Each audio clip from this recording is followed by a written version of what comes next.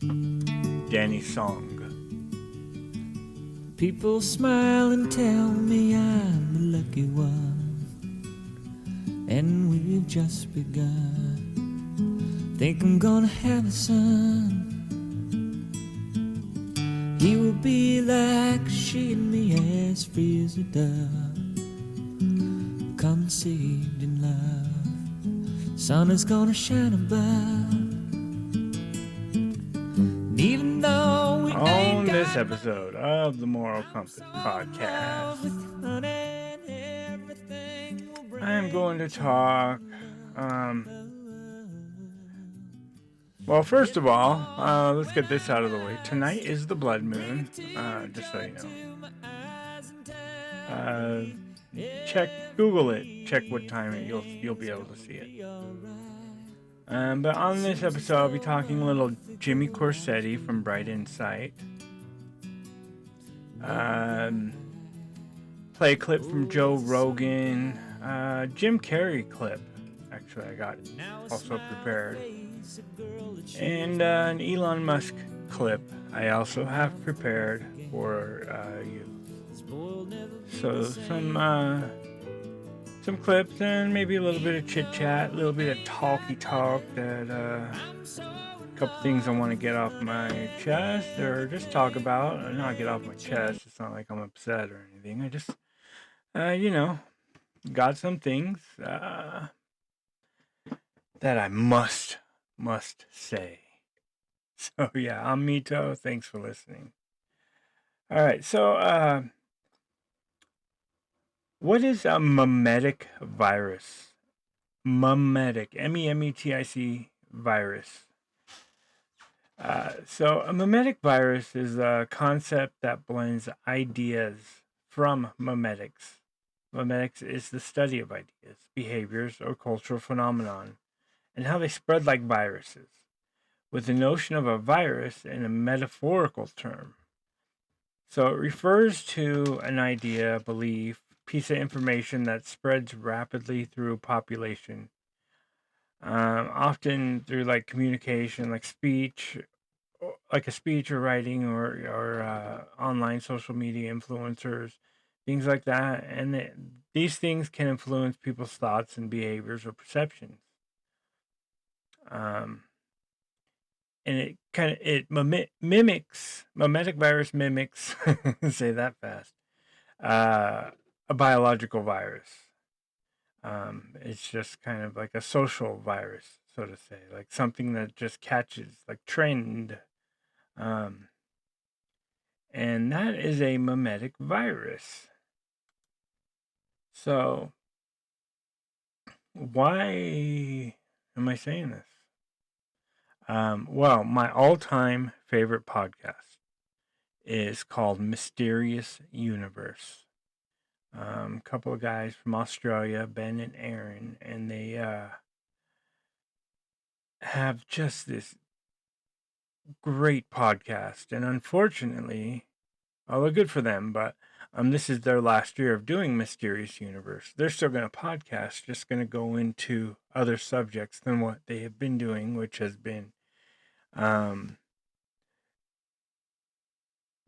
paranormal stuff mostly, and UFO, ghosts, spirits, and the ideas behind them. But they do talk about other things. And one topic they were just talking about was a memetic virus, and how Big Pharma used this concept to feed Japan a bunch of pills just to make money. I mean, what a bunch of crap. Big Pharma is so evil. And that's what I talk about, how corporations are evil. And that's why. Because their only job, their only purpose, a corporation, is to make more money than you did the prior quarter or year or whatever, is just to keep making money. And so you got to figure out how. It's like, you make enough money, You make enough profit. You make enough to pay your employees and take care of everything, and you're richer than, God, and have all the money in the world, but still you have to make more money because that's how corporations are set up. You have to um take care of the shareholders. You have to show a profit, and if not, and it's just such a bunch of crap. And that's why the system needs overhauled, and that's one thing that really does need overhauled. All right, so here is a clip from Mysterious Universe. It's about 2 minutes. It's about how Japan got taken by Big Pharma. So the Japanese, like I said, fundamentally different concept of depression than in the West.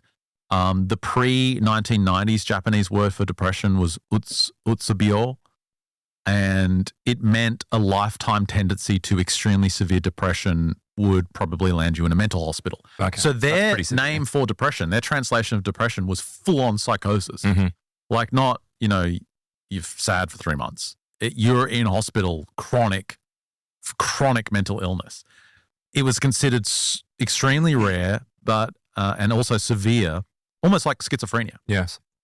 Only a few unlucky people had it, probably for genetic reasons, but most people wouldn't have to worry about it. That was the Japanese understanding of depression. The small amounts of psychiatrists in the country wouldn't deal with the average person with anything to do with depression. It was just like these chronic, hardcore psychotic cases. So Big Pharma was like, there's no market there. Like, how are we going to sell our drugs to these people? But GlaxoSmithKline had an idea. They were going to create a market for their SSRI pill Paxil. Their goal was to inject the West's memetic depression virus into the Japanese psyche. This is criminal. To create a market for their drug. These pharmaceutical cartels, that's the only way to describe them. The crazy thing about this is it worked. It actually worked. So to make Paxil a hit in Japan, it would not be enough to corner that small market of utsubio sufferers. It's not enough. The object was to influence at the most fundamental level the Japanese understanding of sadness and depression. In short, they were learning how to market a disease. To have the best chance of shifting the Japanese public's perception about the meaning of depression, GlaxoSmithKline needed a deep and sophisticated understanding of how those beliefs had taken shape. This was why Kameya came to realize the company had invited him and his colleagues and treated them like royalty. GlaxoSmithKline needed help solving a cultural puzzle that would be worth billions of dollars. But there is no cultural puzzle. There is no cultural puzzle. It's just culturally they don't... So, how messed up is that? I mean, essentially, that company, GlaxoSmith or whatever, they created almost depression in Japan. I mean, it's weird. I mean, it's fucked up. I mean, it's kind of corporations. That's what they do. And in turn, they brought this chemical solution to a thing that the Japanese really didn't have a, they, of course, everybody gets depression. Japanese aren't excluded. I'm not saying that. But what I am saying is they had a solution to it already, the Japanese. They didn't need pills. They understood what it was, what it meant. And here, in fact, I have another. I skipped ahead a little bit, so I'm going to play just a little bit more. And it kind of goes into how Japanese thought of depression. So here we go. Going. That it just simply didn't recognize clinical depression in the way that we understand it in the West. Yes and no. Like obviously Japanese people get depressed, but they just think about it in a different way. Right. It's like there's this particular word for... Because there's a lot of the culture of like suicides, suicide, that kind of stuff. That's an interesting point because that was their key. they tried to connect suicide to depression and then say everyone's depressed and be careful because you might catch a suicide. But there's a good example would be melancholy. Yes. Right. So in the West, we look at melancholy as something negative, right? It's something that brings you down. You know, you're down in the dumps. You're melancholic. You're like Eeyore from Winnie the Pooh. But in Japan, melancholy, and again, there's a word for it. I can't remember what it is, but it's considered a virtue. It's considered a positive attribute. Really? Melancholy is like a state of, the way he described it was, it's almost like a spiritual trial. It's where someone is going through a particular state where they need to draw deep on their morals, and they use their deep moral understanding to overcome this trial. And after they overcome this trial, they're an improved person. They're a better person because of it. So it's not seen as something negative. It's seen as like something to grow through, something that's like respected. It's like this deep cultural thing that's totally different to the West. So yeah, it's a lot more complicated than just going, okay, well, obviously Japanese people experience depression. It's like, yeah, they do, but is it really the same thing if you think about it in a different way? Well, I mean, I was just thinking actually about, like looking at different cultures interpreting, states of mind in different ways. But then I started thinking about the US in itself, and, like depression, like that, they must have gone through some type of change in their thinking as well as a culture, right? Because obviously depression and the use of So anyway, this just boggles my mind a lot, and how society is set up, or how the world, how everything's set up, and it goes way back, And I'm not blaming these executives; they're doing their jobs, and I'm not blaming anybody really. It's more of a, we need to fix this problem. It's not more of a, you're bad and evil, even though I do call them evil, but the idea of corporation is what I mean by evil. And, um, and it just needs to be fixed somehow. I don't have any solutions. I'm just bringing up questions. And, to take something sacred and to turn it into a moneymaker,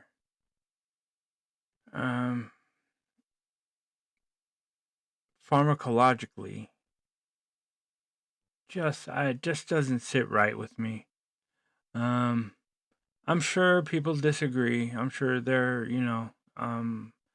with this, but it doesn't make sense. But anyway, there we go. Now you know my all-time favorite podcast, which is Mysterious Universe. So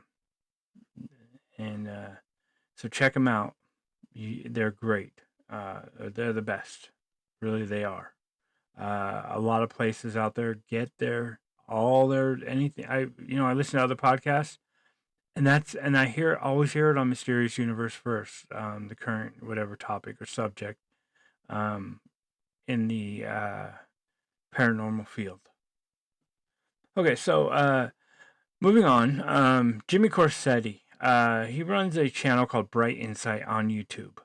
It's about how ancient history and archaeology, and there's this kind of hidden, they're kind of hiding, mainstream archaeology and academia is hiding a lot of our past from us. We don't know why. They think it's kind of pride, arrogant. They don't want to be wrong, or they don't, and the opposite end, the archaeologists and academics say there's not enough evidence, and we've already proven it. And anyway, I believe there is a cover up myself, or they're hiding something, or they're just trying to prevent access to a lot of ancient archaeological sites, to prevent this knowledge from coming out. And he is going to come out soon with a video that he says is his most important work up to date. He went to Gobekli Tepe. I guess he snuck in because they don't like him there. If you don't know what Gobekli Tepe is, You can Google it, but it's this ancient stone site. That's 12,000 years old, or 13. It's really old. And it's proven it's older than the pyramids by long shot, by far, and and it was discovered in '93, and not much has been done archaeologically with it since they dug up the first kind of site, because there's a whole bunch of them like it. It's an amazing site. There's all these pillars, these stone pillars. It was, they're not sure what it was, but they found skulls, and they found kind of ritualistic setting where there could have been maybe sacrifices, or maybe, who knows, maybe, and also like there's holes in them where you can look at these like stars and constellations. So there's something astronomical going on, or astrological going on with them as well. But Bright Insight on YouTube is the name of his channel, and I highly suggest watching his videos. If you have not heard of him, look him up. You will go down a rabbit hole that is fascinating. Okay, so there is something called, I'll just play the video, but it's called methylene blue. It's this supplement you can take, and Joe Rogan and Chase Hughes was on his show talking about it. So I'll play a short clip here. You were just telling me that you had a brain disease, and what did you do to fix it? So What was it, first of all? it's temporal lobe epilepsy with mesial temporal sclerosis. And when did you develop this? We don't know, but I started having seizures like a few years ago, and everybody in my family knows I'm a neuroscientist. I say with a lowercase n, not a PhD neuroscientist, But you studied neuroscience. yeah, I postgrad at Harvard and Duke, but they assumed, Chase has studied all this stuff. He's going to know if he's having seizures, but these seizures come with amnesia.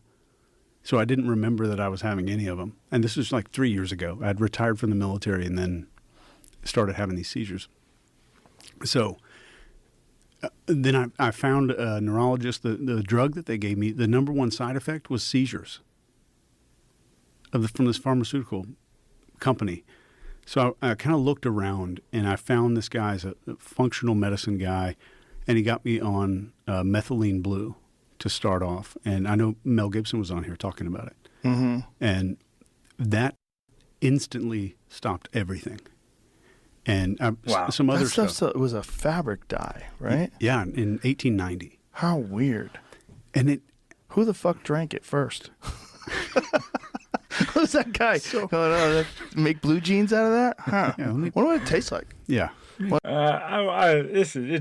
a lot longer than that. The clip I was gonna play, but I think I'm gonna shorten it just for time reasons. But it's called Methylene Blue, MethyLene blue.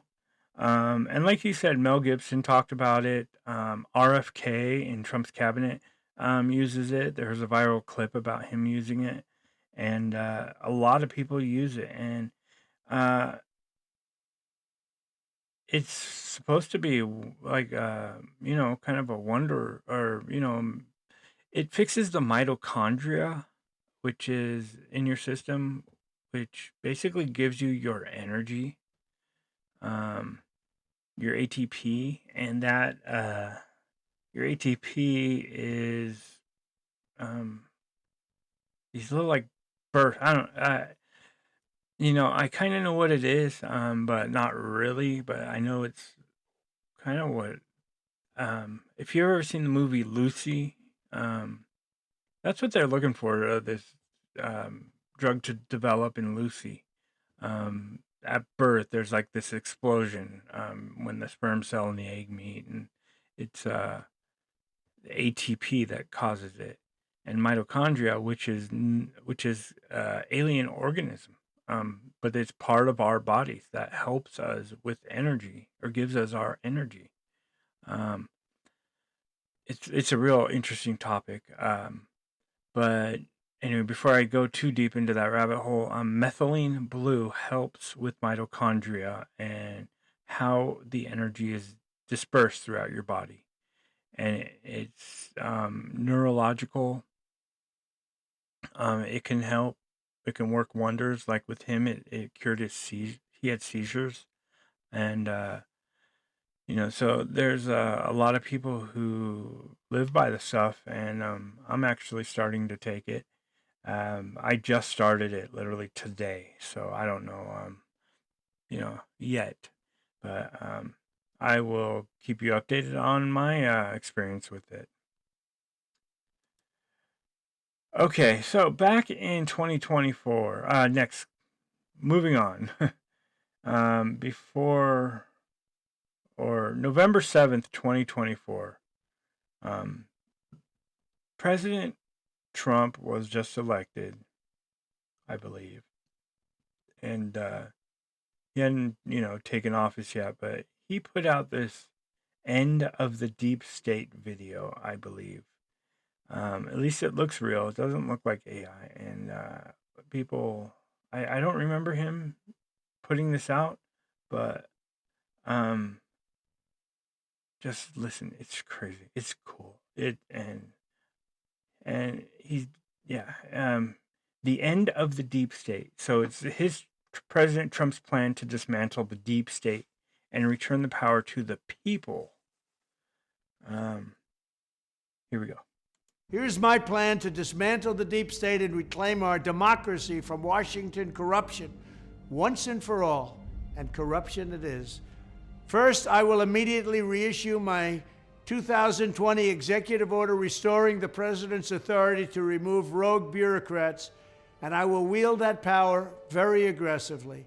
Second, we will clean out all of the corrupt actors in our national security and intelligence apparatus, and there are plenty of them. The departments and agencies that have been weaponized will be completely overhauled so that faceless bureaucrats will never again be able to target and persecute conservatives, Christians, or the left's political enemies, which they're doing now at a level that nobody can believe even possible. Third, we will totally reform FISA courts, which are so corrupt that the judges seemingly do not care when they are lied to in warrant applications. So many judges have seen so many applications that they know were wrong, or at least they must have known. They do nothing about it. They're lied to.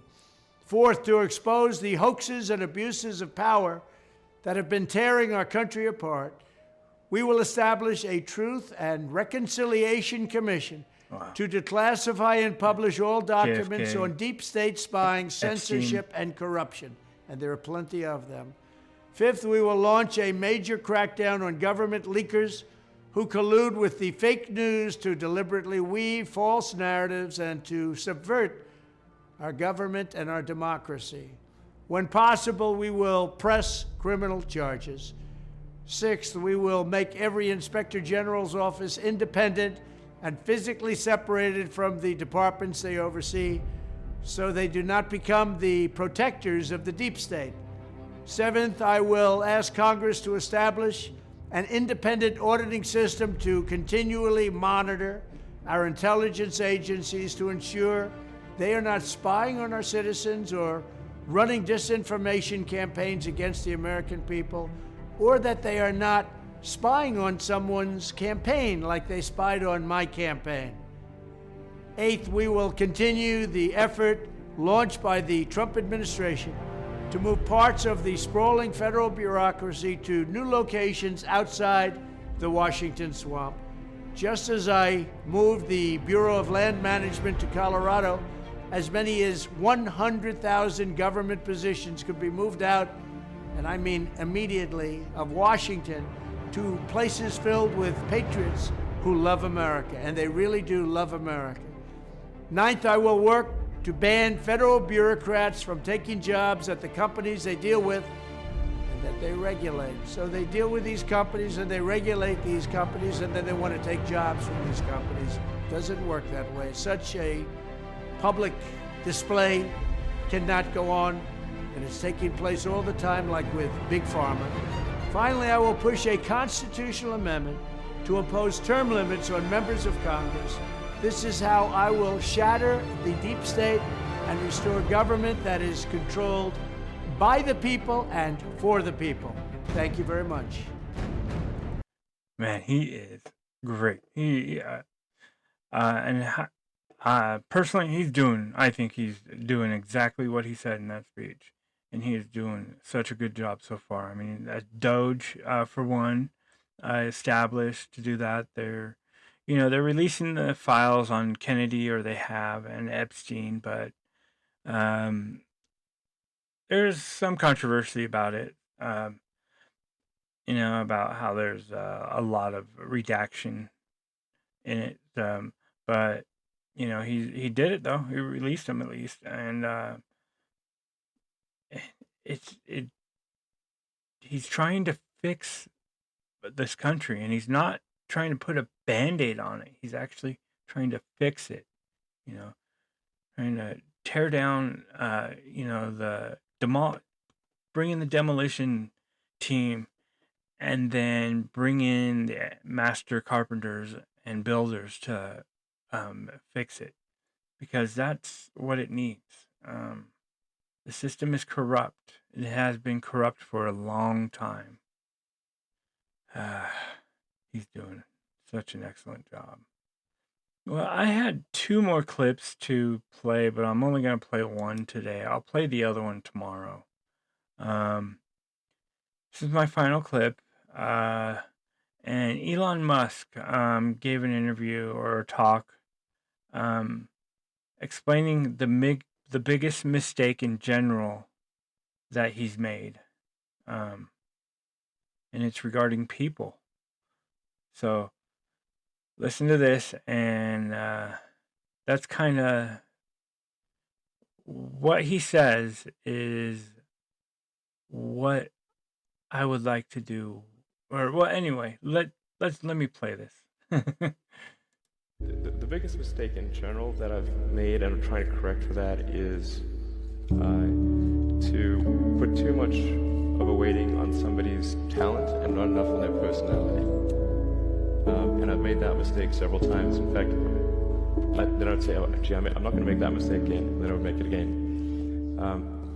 And I think it actually matters whether somebody has a good heart. It really does. Yes, and I've made the mistake of thinking that sometimes it's just about the brain. So what he was saying, if that music was really obnoxious, that it was really loud over his voice, that this clip I got was playing in the background.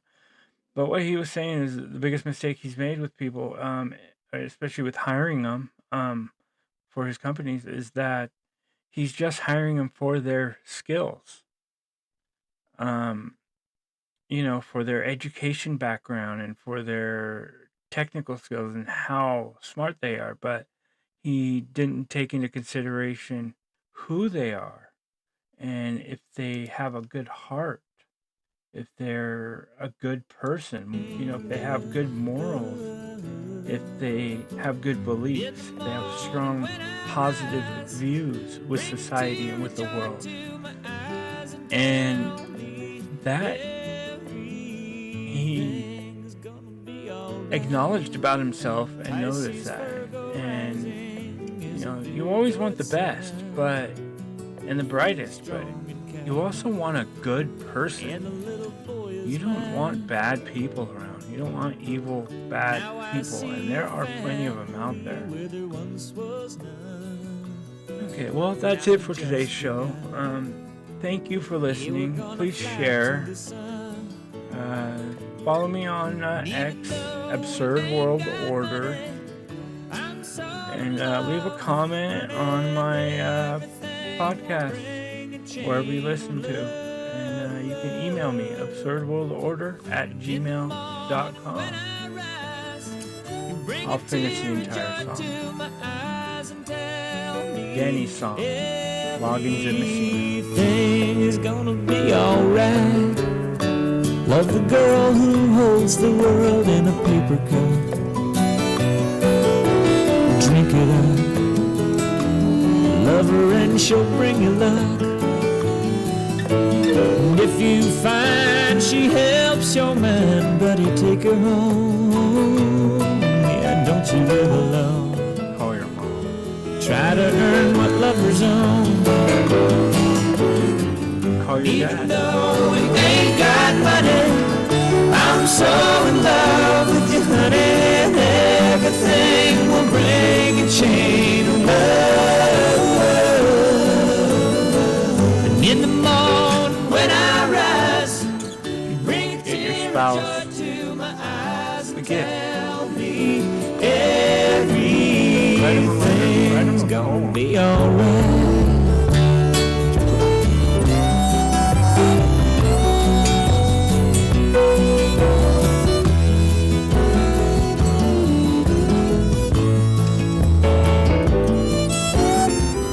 Most important to you. Look them in the eyes and let them know you love them and would do anything for them.